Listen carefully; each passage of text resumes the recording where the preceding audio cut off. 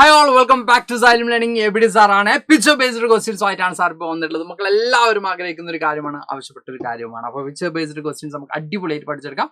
വളരെ ചെറിയ ടൈം കൊണ്ട് നമുക്ക് എന്ത് ചെയ്യാം, പഠിച്ചെടുക്കണം. പിക്ചർ ബേസ്ഡ് ക്വസ്റ്റ്യൻസ് വരുമ്പോൾ എങ്ങനെയുള്ള ക്വസ്റ്റ്യൻസ് ആണ് വരിക? യെസ്, ഒന്നെങ്കിൽ ആരാണ് ഈ ഒരു പെയിന്റിംഗ് വരച്ചിട്ടുള്ളത്, അല്ലെങ്കിൽ എന്താണ് ആ ഒരു പെയിന്റിംഗ് സൂചിപ്പിക്കുന്നത് എന്ന കൈൻഡ് ഓഫ് ക്വസ്റ്റ്യൻസ് ആണ് എന്ത് ചെയ്യുക, പിക്ചർ ബേസ്ഡ് ക്വസ്റ്റ്യൻസിൽ നമുക്ക് വന്നിട്ടുള്ളത്. അപ്പോൾ നമുക്ക് നേരെ ഒന്ന് രണ്ട് ക്വസ്റ്റ്യൻസ് നമുക്ക് പരിചയപ്പെടാം അല്ലേ. യെസ്, ഇവിടെ നമുക്കൊരു പിക്ചർ വന്നിട്ടുണ്ട്. എന്താണ്?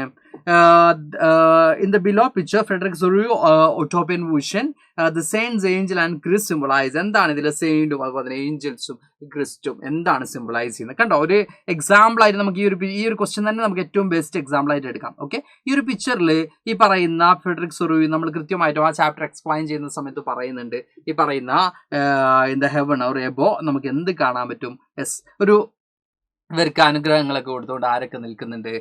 ഈ പറഞ്ഞതുപോലെ തന്നെ സെയിൻസ് ആണെങ്കിലും ഏഞ്ചൽ ആണെങ്കിലും ക്രിസ്റ്റ് ആണെങ്കിലും ഒക്കെ നിൽക്കുന്നുണ്ട്. ഓക്കെ, അതെന്താണ് സിംബിളൈസ് ചെയ്യുന്നതാണ് കൃത്യമായിട്ട് നമ്മുടെ ടെക്സ്റ്റ് ബുക്കിൽ അത് എന്ത് ചെയ്യുന്നുണ്ട്, കൃത്യമായിട്ടും പറയുന്നുണ്ട്.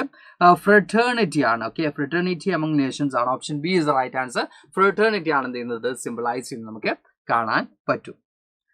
അതുപോലെ തന്നെ നമുക്ക് റിപ്പീറ്റ് ചെയ്ത് വരുന്ന ഒരു ക്വസ്റ്റ്യൻ ആണ്. Napoleon in the given picture is depicted as a postman. What do each letter falling from his bag represent? നെപ്പോളിയന്റെ ബാഗിൽ നിന്ന് എന്ത് ചെയ്യുന്നുണ്ട്, കുറെ ലെറ്റേഴ്സ് ഒക്കെ നിന്നിട്ട് പുറത്തേക്ക് പോകുന്നുണ്ട് അല്ലേ. ഇതെന്താണ് റെപ്രസെന്റ് ചെയ്യുന്നത്? ഇത് നമുക്ക് വന്നിട്ടുണ്ട്. അപ്പൊ ഇങ്ങനെ ഒരു ക്വസ്റ്റ്യൻ വരാണെങ്കിൽ നമ്മൾ നോക്കുക, നെപ്പോളിയൻ എന്താണ് ലോസ് ആയത് ആഫ്റ്റർ ഈ പറയുന്ന പോലെ ബ്രിട്ടീഷേഴ്സ് അല്ലെങ്കിൽ മറ്റു പവേഴ്സ്, ബ്രിട്ടീഷേഴ്സ് അടക്കമുള്ള യൂറോപ്യൻ പവേഴ്സ് നെപ്പോളിയനെ പിടിച്ചെടുക്കുന്ന സമയത്ത് ഒക്കെ നെപ്പോളിയൻ എന്താണ് നഷ്ടപ്പെട്ടുകൊണ്ടിരിക്കുന്നത്? യെസ്, നമുക്കിവിടെ പറയുന്നുണ്ട് ടെറിട്ടറീസ് ആണ്. നെപ്പോളിയൻ നഷ്ടപ്പെടുന്ന ടെറിട്ടറീസ് ആണ്. ഓക്കെ, അപ്പൊ ഈ ഒരു പിക്ചറിൽ എന്താണ്, നെപ്പോളിയൻ നഷ്ടപ്പെടുന്ന ടെറിട്ടറീസ് ആണ്. ടെറിട്ടറീസ് ലോസ്റ്റ് ബൈ ഹിം ആണ് അവിടെ നമുക്ക് എന്ത് ചെയ്യുക, ആൻസർ ആയിട്ട് വരുന്നത്. ഓക്കെ, അടുത്തൊരു picture. Identify the painting from the options given below. ഇതിൽ ഏത് പെയിന്റിംഗ് ആണ് അവിടെ കൊടുത്തിട്ടുള്ളത് എന്നാണ്. പെയിന്റിംഗ് ആണ്. പെയിന്റിങ്ങിന്റെ നെയിം ചോദിക്കാം, ആ പെയിന്റിംഗ് എന്താണ് റെപ്രസെന്റ് ചെയ്യുന്നത് ചോദിക്കാം, ആരാണെങ്കിൽ ഒരു പെയിന്റർ എന്ന് ചോദിക്കാം, ആർട്ടിസ്റ്റിന്റെ പേര് ചോദിക്കാം. അങ്ങനെ എന്തും ചോദ്യം വരടാ. അതുകൊണ്ട് തന്നെയാണ് സാർ പറഞ്ഞത് ഈച്ചാൻ്റെ എവറി പെയിന്റിങ്സ് നമുക്ക് ജസ്റ്റ് ഒന്ന് നോട്ട് ചെയ്ത് പോകണം കേട്ടോ. ഓക്കെ, അപ്പൊ ഫ്രാങ്ക്ഫർട്ട് പാർലമെന്റ് ആണോ, റൈസ്ടാഗ് ആണോ, ദ്യൂമയാണോ, അല്ലെങ്കിൽ ദ ഹൗസ് ഓഫ് പാർലമെന്റ് ആണോ എന്നാണ് എല്ലാവരും ചോദിച്ചിട്ടുള്ളത്. അപ്പൊ Frankfurt parliament is right answer. Okay, option A is right answer. അവിടെ ഓപ്ഷൻ എ ആണ് ഇവിടെ നമുക്ക് എന്ത് വരിക, റൈറ്റ് ആൻസർ ആയിട്ട് വരുന്നത്. Then the following image is the personification of Germany, commonly associated with the Romantic era and revolutions in 1848. Which of the following aspects best signify the image of Germany എന്നാണ് ചോദിച്ചിട്ടുള്ളത്.